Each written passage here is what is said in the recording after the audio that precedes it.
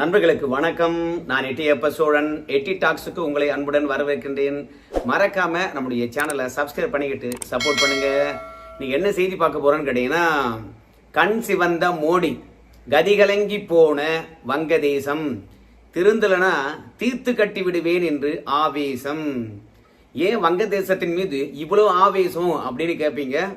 நேற்று 2 சம்பவம் வங்கதேசத்தில் நடந்திருக்கிறது.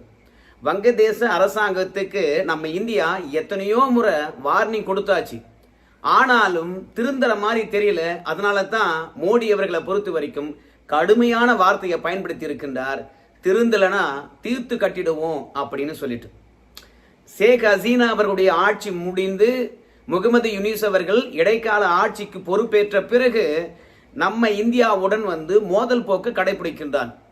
சீனா தருகின்ற செல்வம், பாகிஸ்தான் தருகின்ற நம்பிக்கையான வார்த்தைகள் தான் இந்தியாவுக்கு எதிராக செயல்பட தூண்டுகிறது.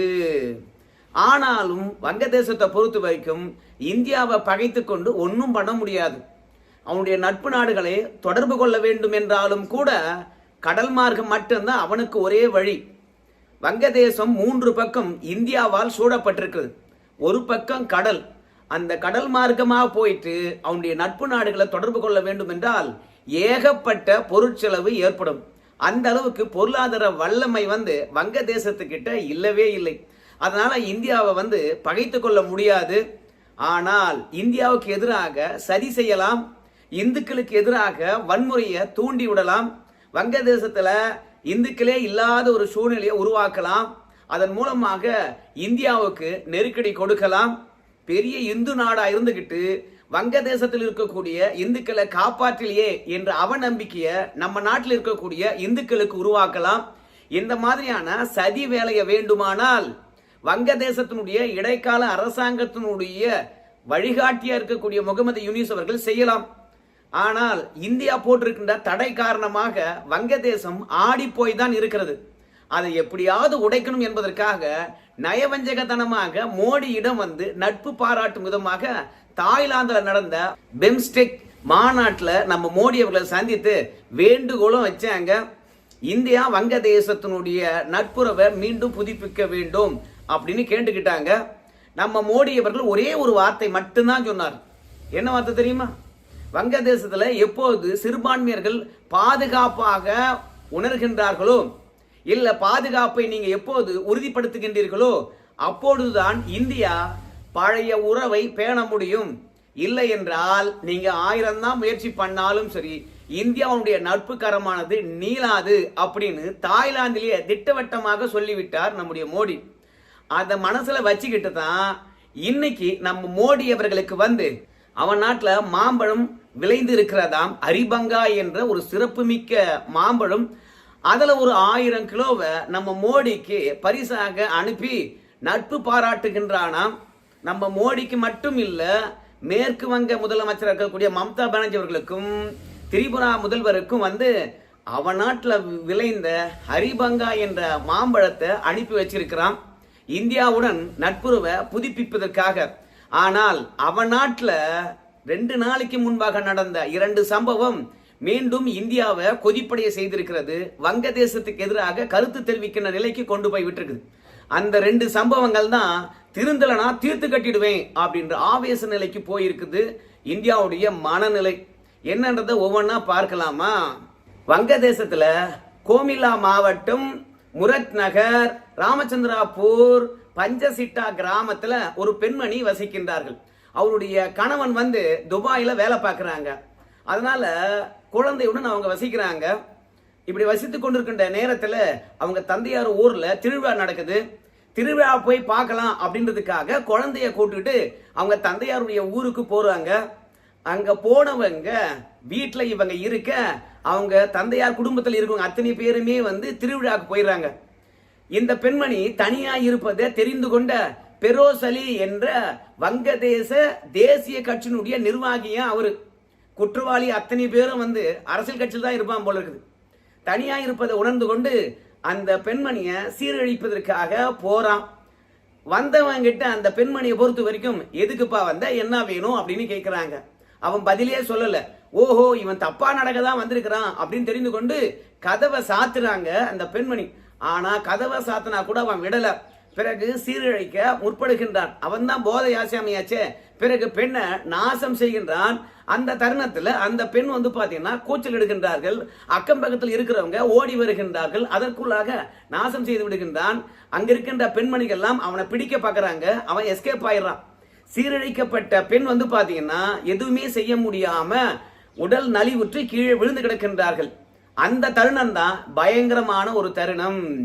மதவெறி பிடித்த 5 பேர் இந்த பெண் சீரழிக்கப்பட்டு உடையில்லாமல் விழுந்து கிடக்கின்ற அந்த காட்சியை செல்போன்ல படம் பிடிக்கின்றார்கள்.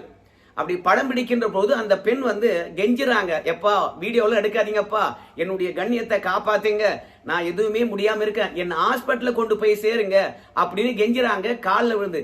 ஆனா அந்த 5 மத வெறியர்கள் பாத்தீங்கன்னா வங்கதேசத்துல இந்துக்களா இருந்தா இப்படிதான் நீங்க அனுபவிக்கணும் அப்படின்னு சொல்லிட்டு மதவெறியுடன் வீடியோ எடுத்து சமூக வலைதளத்துல மதவெறி வன்மத்தை கக்குறாங்க.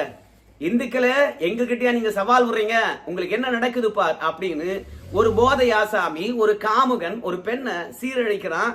அந்த சீரழிந்த நிகழ்வை வீடியோ எடுத்து நாடு முழுவதும் ஏன் உலகம் முழுவதும் சமூக வலைதளத்துல பரப்புனாங்கன்னா எந்த அளவுக்கு சைக்கோத்தனம் பிடித்தவர்களாக வங்கதேசத்தில் இருக்கிறவங்க இருக்கிறாங்க பாத்தீங்களேன்.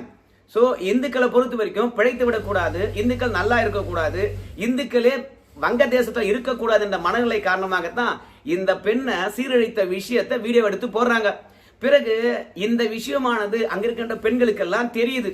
உடனடியாக சுற்று வட்டாரத்தில் இருக்கக்கூடிய ஒட்டுமொத்த இந்துக்களும் ஒன்று திரண்டு இந்த பெண்ணுக்காக போராடுகின்றார்கள். அப்படி போராடின பிறகுதான் அந்த நாட்டினுடைய இடைக்கால அரசு பொறுப்பாளர் இருக்கார் இல்லையா, முகமது யூனிஸ், பிறகு அந்த பெரோஸ் அலி என்று சொன்ன வங்கதேச தேசியவாத கட்சியினுடைய நிர்வாகிய கைது பண்றாங்க. கூடவே வீடியோ எடுத்து சமூக வலைதளத்தில் பரப்பின அந்த கொடூரர்கள் 5 பேரையும் கைது பண்ணி உள்ள வைக்கிறாங்க. ஒருவேளை இது இந்துக்களுக்கு தெரியாம இந்த கொடூரத்தை உணராம போராட்டம் நடத்தாம இருந்தாங்கன்னு வச்சுங்களேன், இந்த அநியாயம் பாத்தீங்கன்னா உலகுக்கு தெரிந்திருக்காது, இந்தியாவும் கண்டனத்தை தெரிவித்திருக்காது. ஒரு நாட்டுல பெண் சீரழித்ததை வீடியோ எடுத்து போடுறான்னா அந்த நாட்டில் இருக்கிறவனை மன்னிக்கலாமா? சாதாரண எந்த ஒரு மனிதனா இருந்தாலும் சரி இந்த தன்மையை ஏற்றுக்கொள்வானா? அதனால்தான் மோடி அவர்களை பொறுத்த வரைக்கும் டென்ஷன் ஆயிட்டார். இது மட்டும் இல்லைங்க, நேத்து ஒரு கொடூரம் நடந்திருக்குது. மனித தன்மையே அல்லாத மிருகங்கள் இந்த செயலை செய்திருக்கின்றார்கள். பழைய டாக்காவில் மிட்போர்ட் என்ற மருத்துவமனைக்கு முன்பாக காயலாங்கட சாமா விற்பனை செய்து கொண்டிருக்கின்றார் லால்சன் சோகத் என்கின்றவர். அந்த வழியாக 4 போதை ஆசாமிகள் வருகின்றார்கள். லால்சந்த் அவர்களுடைய பழைய சாமா விற்கின்ற காயலாங்கடையில போயிட்டு காசு கொடுங்க அப்படின்னு கேட்கிறாங்க. ஆனா லால்சந்தை பொறுத்த வரைக்கும் கடையை இப்பதானே திறந்தேன், அதுக்குள்ள எப்படி காசு வந்திருக்கும், கொஞ்ச நேரம் பொறுத்து வாங்க தரேன் அப்படின்னு சொல்றார். யோ, நேத்து வித்த காசு இருக்கும்ல அதை கொடு, மொத்தம் நாங்க போதை போட்டுட்டோம், என்கிட்ட காசு இல்ல அப்படின்னு சொல்றாங்க. லால்சந்தை பொறுத்த வரைக்கும் என்னையா நீங்க காசு இல்லைன்னு சொல்ற, மிரட்டுறீங்க அப்படின்னு சொல்லியிருக்கின்றார். யார்கிட்ட பேசுற, எங்க கடை வச்சுக்கிட்டு யார மிரட்டுற அப்படின்னு சொல்லிட்டு கடைக்கு முன்பாக இருந்த கடப்பாக்கல்ல எடுத்து லால்சந்தினுடைய தலையில அடிக்கிறாங்க. கடப்பா கல்லால தலையில் அடிச்சா என்ன ஆக உங்களுக்கு தெரியும் இல்லையா? அவர் உடனடியாக சரிந்து கீழே விழுகின்றார். பிறகு கடைக்குள்ள போறாங்க, காசெல்லாம் எடுத்துக்கிறாங்க, திரும்பி வருகின்றார்கள் அந்த போத ஆசாமி. அப்படி வருகின்ற போது லால்சந்த் அவர்களுடைய மூச்சை தொட்டு பார்க்கறாங்க, செத்து போயிட்டு இருக்காரு.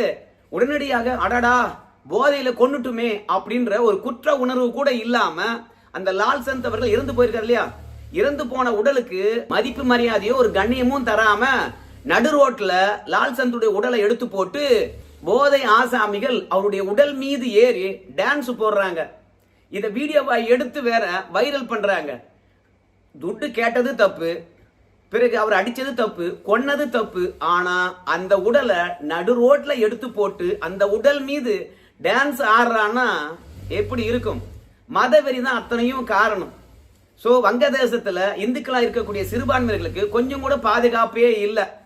இந்த விஷயம் வங்கதேசத்துல மாணவருடைய மனசாட்சியை ஒழுக்கி இருக்குது. எல்லாரும் மனிதத்தன்மை கொண்டவங்க தானே. அதனால வங்கதேசத்தில் இருக்கக்கூடிய ஒட்டுமொத்த யூனிவர்சிட்டி மாணவர்களும் வகுப்பை புறக்கணித்து விட்டு லால்சந்த் அவர்களுக்காக போராட்டம் முன்னெடுத்திருக்கின்றார்கள். இந்த போராட்டத்துக்கு பயந்து உடனடியாக முகமது யூனிஸ் அவர்கள் இந்த லால்சந்த் அவர்களை கொன்றவர்களையும் சரி, உடல் மீது ஏறி நடனமாடவங்களும் சரி, இதை வீடியோவா எடுத்து பரப்பினவங்களும் சரி, ஒட்டுமொத்த பேரையும் கைது பண்ணி உள்ள போட்டிருக்காங்க. அப்போ மனித தன்மையே அற்ற மனிதர்கள் வங்கதேசத்தில் இருக்கின்றார்களா? என்னதான் சிறுபான்மையா இருந்தா அது அவங்க நாடு அல்லவா? அவங்களுக்கு உரிமை இல்லையா? அப்ப சொல்லிடலாம இந்துக்களுக்கு வங்கதேசத்துல உரிமை இல்லை, நீங்க நாட்டை விட்டு போங்க அப்படின்னு சொல்லிடலாம் இல்லையா? அப்படி சொன்னாங்கன்னா அங்க இருக்கின்ற அரசாங்கமானது நிலைத்திருக்குமா? சோ இந்த ரெண்டு சம்பவம் இந்தியாவை உலுக்கி இருக்கிறது. ஒரு பெண் சீரழிக்கப்பட்டு விட்ட பிறகு அவளை வீடியோ எடுத்து போட்டுட்டு டான்ஸ் ஆடுறது, பிறகு இறந்து விட்ட ஒரு நபர் மீது உடல் மீது ஏறி டான்ஸ் ஆடுறது, இது எந்த அளவுக்கு கொடூரமானது?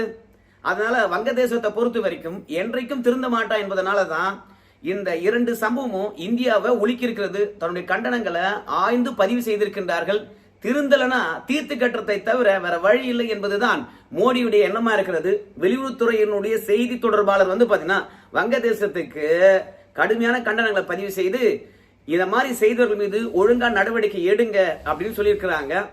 சோ இந்தியாவுடன் வர்த்தகத்தை பார்க்கணும், இந்திய பாதைகளை பயன்படுத்தி பாகிஸ்தானுக்கும் சீனாவுக்கும் பொருட்களை ஏற்றுமதி பண்ணணும் அப்படின்னு விரும்புகின்ற முகமது யூனிஸ் அவர்களுடைய கனவுல மண்ணள்ளி போட்டுட்டு இருக்கானுங்க வங்கதேசத்தில் இருக்கக்கூடிய மத வெறியர்கள். ஒரு இடத்துல இந்துக்கள் சிறுபான்மையா இருந்தா 1-2 மத வழிபாட்டு தலங்கள் மீது தாக்குதல் தொடுக்க தான் செய்வாங்க. அதெல்லாம் சகிச்சுட்டு தான் ஆகணும். இந்த விஷயத்துக்கெல்லாமா போயிட்டு நாம பக்கத்து நாட்டை பாத்தீங்கன்னா பகைத்து கொள்வது, அதோட பாதுகாப்பு ரீதியாகவும் சரி நமக்கு அச்சுறுத்தலா இருக்கும். சீனாவுக்கு இடம் கொடுத்துட்டானா பெரிய பிரச்சனையா இருக்கும் அப்படின்னு நாம எல்லாம் கொஞ்சம் பொறுமை காத்தா, ஆனா வங்கதேசத்தில் இருக்கக்கூடிய மத வெறியர்கள் பொறுமையா இல்லை. அதனால நம்ம மோடியை பொறுத்த வரைக்கும் கண் சிவந்து இருக்கின்றார். கடைசி வார்னிங் விட்டிருக்கின்றாரு. வங்கதேசம் மோடியுடைய கோபத்தை கண்டு கதிகலங்கி இருப்பதாக செய்திகள் தெரிகிறது. சோ உண்மையாகவே வங்கதேசம் திருந்தவில்லை என்றால் தீர்த்து கட்டி விடுவாரா மோடி? பாகிஸ்தானுக்கு எதிராக எடுத்த நடவடிக்கை வங்கதேசத்துக்கு எதிராக எடுப்பார்களா? இல்ல அரசியல் பூர்வமாக தீர்வு கொண்டு வருவார்களா? வெளியுறவுத்துறை மூலமாக நெருக்கடி தரப்படுமா? எல்லாத்தையும் நம்ம பொறுத்துதான் பார்க்கணுங்க. நாளுக்கு நாள் வங்கதேசத்துல இந்துக்களுக்கு எதிராக நடக்கின்ற கொடுமைகள் கொஞ்சம் நெஞ்சம் கிடையாது. வங்கதேசம் பிரிகின்ற பொழுது இந்துக்களும் இஸ்லாமியர்களும் சரிபாதியா இருந்தாங்க. பாகிஸ்தான்ல இருந்து வங்கதேசம் பிரிகின்ற பொழுது இன்னைக்கு அங்க கிட்டத்தட்ட ஒரு 6% 7% தான் இருக்காங்க. பாகிஸ்தான் இந்தியாவில இருந்து பிரிகின்ற பொழுது இந்துக்கள் 47% இருந்தாங்க. ஆனா இன்னைக்கு அந்த இடத்துல 1% 2% இருக்காங்க. அதனால இஸ்லாமிய நாடுகள்ல இந்துக்களுடைய நிலைமை பரிதாபமா தான் இருக்கிறது. மோடி ஆட்சிக்கு வந்த பிறகும் இது தொடர்கிறது என்றால் நாம என்ன சொல்ல முடியும்? இந்த வீடியோ பற்றியான கருத்துக்களை நீங்க சொல்லுங்க. வங்கதேசத்தில் இருக்கக்கூடிய மத வெறியர்கள் மனிதர்களா அல்லது மிருகமா? நன்றி.